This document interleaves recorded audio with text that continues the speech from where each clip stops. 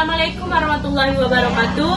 Kami mahasiswa Universitas Terbuka semester 6 Tokjar Batangkarang akan mempresentasikan praktikum IPA di SD tentang sifat cahaya, lensa cembung, dan cermin cekung.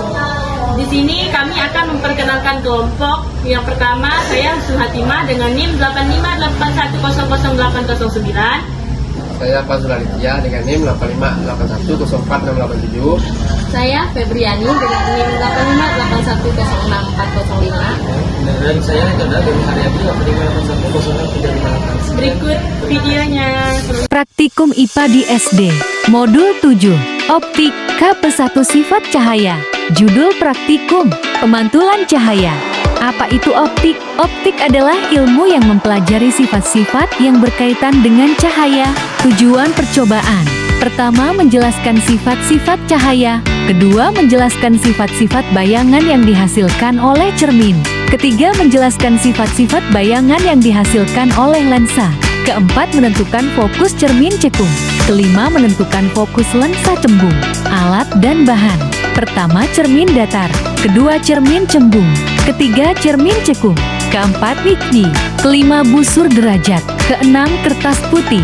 Ketujuh, lilin. Kedelapan, layar celah cahaya. Langkah percobaan.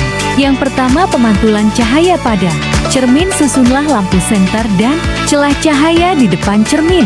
Datar, kemudian nyalakan lampu senter dan amati jalannya berkas cahaya pada saat, sebelum, dan sesudah mengenai cermin datar. Gambarkanlah jalannya berkas sinar tersebut sehingga tampak sudut datang dan sudut pantulnya.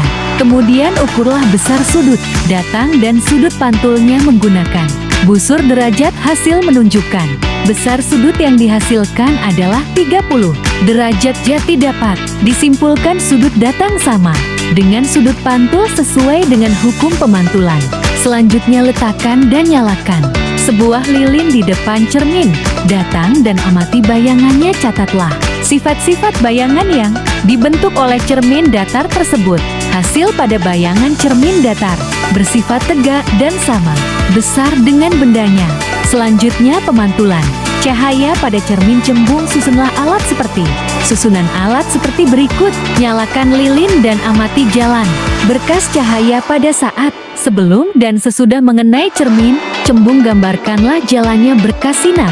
Catatlah sifat-sifat bayangan yang dibentuk oleh cermin cembung. Hasil menunjukkan cermin cembung memantulkan sinar cahaya menyebar atau divergen, dan bayangan yang terbentuk selalu bersifat tegak dan diperkecil. Selanjutnya, pemantulan cahaya pada cermin cekung. Pertama, susunlah alat seperti susunan alat berikut. Kemudian, nyalakan lilin, amati jalannya berkas cahaya sebelum dan sesudah mengenai cermin cekung. Gambarkanlah jalannya berkas sinar. Catatlah sifat bayangan yang dibentuk oleh cermin cekung tersebut. Aturlah jarak benda astian letak layar agar pada layar tersebut bayangan jelas dan tajam. Ukur jarak benda dan jaraknya. Hasil menunjukkan bayangan terbentuk nyata pada layar. Bayangan bersifat nyata dan terbalik. Kemudian, geser benda menjauhi cermin cekung. Amati L. Pada jarak tertentu bayangan benda akan menghilang. Ukur jarak benda dari cermin cekung dan ukur jarak bayangan yang dihasilkan pada jarak 15 cm. Panjang bayangan benda adalah 5 cm pada jarak 20 cm. Panjang bayangan benda adalah 4 cm pada jarak 25 cm.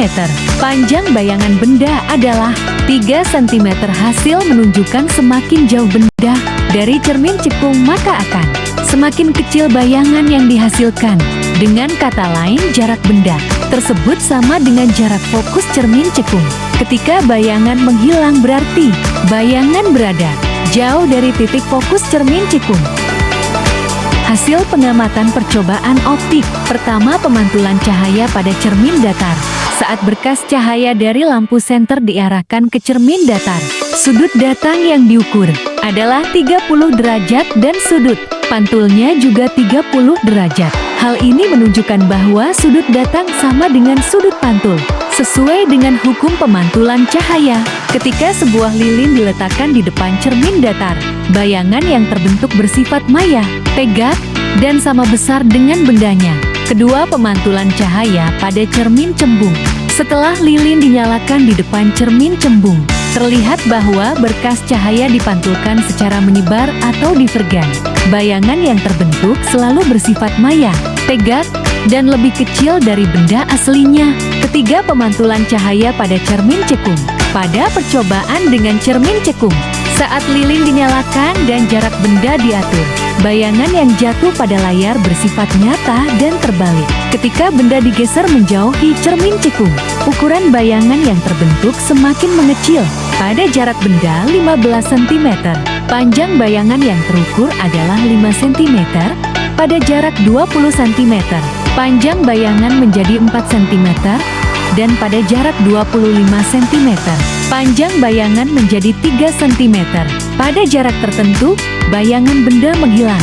Hal ini terjadi karena jarak benda sama dengan jarak fokus cermin cekung, sehingga bayangan berada sangat jauh dari titik fokus. Kesimpulan umum, cermin datar memantulkan cahaya dengan sudut pantul sama dengan sudut datang. Cermin cembung memantulkan cahaya, menyebar dan menghasilkan bayangan maya yang diperkecil, sedangkan cermin cekung dapat menghasilkan bayangan nyata terbalik dan ukuran bayangan mengecil seiring bertambahnya jarak benda dari cermin